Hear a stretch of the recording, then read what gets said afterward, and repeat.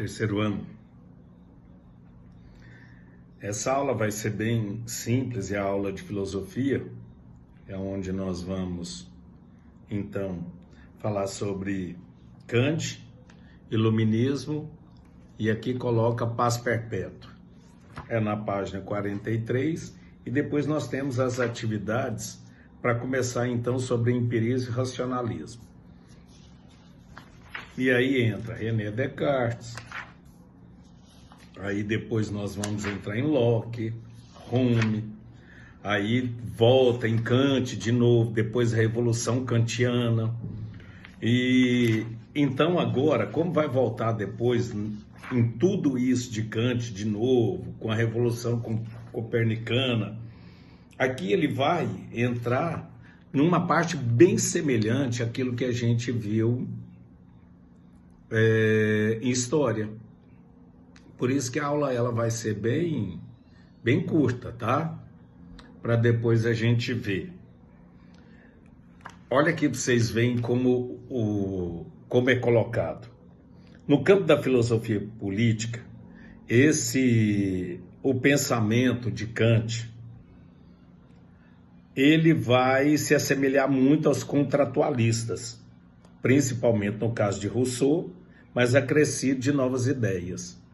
Para Kant, então, no estado de natureza, cada indivíduo age conforme seu desejo. No estado de natureza, ok? Defende os próprios interesses e faz justiça pelos meios de que dispõe. Com raciocínio, então, similar aos seus antecessores, Kant também afirma que o Estado surge por meio de um contrato social entre os seres humanos. Então, olha aí, com esse raciocínio bem semelhante, né? Kant vai dizer, então, e ele vai afirmar que o Estado surge por meio de um contrato entre seres humanos que renunciaram à sua liberdade natural para recuperá-la sob forma de uma liberdade contratual. Porque você vai ver que quem vai falar sobre esse contrato, então, esse contrato social, nós vimos que foi Rousseau, né? Então, agora ele dá essa nova vertente. Aí começa essa união, porém, surge por um motivo aparentemente paradoxal: o antagonismo entre os seres humanos. Então aí ele vai acrescentar da seguinte maneira: essa ideia, a noção de que o objetivo do Estado é efetivar os direitos naturais do ser humano. Então prestem atenção. Ele acrescenta essa ideia de que a noção do objetivo do Estado é efetivar aquilo que é o direito natural meu. O Estado ele veio para fazer isso. Essa missão deve ser realizada de modo gradual, por meio de reformas, nunca de revoluções.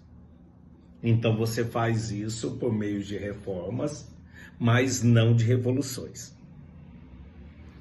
Então, para Kant, é por falta de reforma que ocorrem as revoluções. Por quê? Porque o Estado ele vem, ele está legitimado. Então ele vem para fazer o quê? Ele vai legitimar tudo isso que é de natureza. Quando então? Para o quê? Para que não haja então revolta. Se ele não consegue fazer isso, obviamente vai ocorrer. Aí, ó, é por falta das reformas que ocorrem as revoluções. A atuação do Estado deve ainda sempre considerar a ética. Em Kant, a ética determina que cada ser humano deve tratar o outro com fim em si. Oh, meu Deus, que loucura, né? Se todo mundo pudesse ser dessa maneira. Prestem atenção para vocês verem, olha, em Kant a ética, olha o que é a ética em Kant. Cada ser humano deve tratar o outro como um fim em si mesmo. nunca como um meio para determinado fim. De acordo com Kant, sobre as leis do Estado, os cidadãos devem também viver sobre as seguintes prerrogativas. Olha aqui, de acordo com Kant, sobre as leis do Estado. Como então que o cidadão deve viver? Quais são essas prerrogativas? Liberdade, igualdade civil e independência civil. O que seria liberdade? O cidadão não deve obedecer a nenhuma lei, exceto aquela a qual deu consentimento, seja direto ou indiretamente, tá? Igualdade civil. Todos são iguais perante a lei. Independência civil. O cidadão que for dependente do outro não pode votar. Como? Em nossa sociedade, os menores de idade. Então, ele acreditava, bem interessante, né? Esse modo dele pensar de como o Estado deve agir para garantir esse direito à liberdade. E quando ele não for fazer, toma cuidado, né? Porque se ele não conseguir fizer isso, já que todos são iguais perante a lei, o que vai acontecer? Quando eu vou querer o quê? Eu vou querer me proteger e eu quero que haja proteção. E quando isso não acontece, que era o caso que o Estado deveria fazer, claro que aí vai haver problemas. Então, Kant propõe ideias para uma filosofia política que desse fim às guerras. E acaba, então, nesse contexto todo, ele afirma que, embora a união da humanidade seja um sonho ingênuo, esse sonho é útil para o interesse da razão. Assim, Kant determina as condições necessárias para a paz entre os homens. Então, vamos ver agora como é que isso vai acontecer, essa paz entre os homens. Então, ele vai determinar. A primeira, ele dá 3 tópicos para isso. Que a Constituição de todos os estados do planeta seja republicana, de modo a respeitar a liberdade, a igualdade e a independência civil. Outra, o respeito ao direito das gentes, que dizem respeito a todos os habitantes do planeta, independente se estão ou não sob jurisdição de determinado Estado. Algo bem parecido com o tal do direito internacional, né? E finalizando, a elaboração de um direito cosmopolita, com base no direito das gentes e na constituição de um Estado universal e um Estado global. Falando assim, grosso modo, essa política de Kant, essa maneira com que ele visualiza a paz como essa paz perpétua, é bem interessante. Para que o Estado vem, né?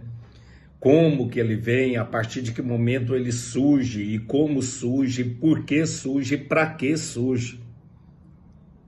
Para garantir essa liberdade nossa e essa paz, a maneira com que ele entende que tem que haver, a ponto de acabar com guerras, é muito legal, porque depois a teoria kantiana, isso eu quero que vocês não se esqueçam, porque depois a gente volta lá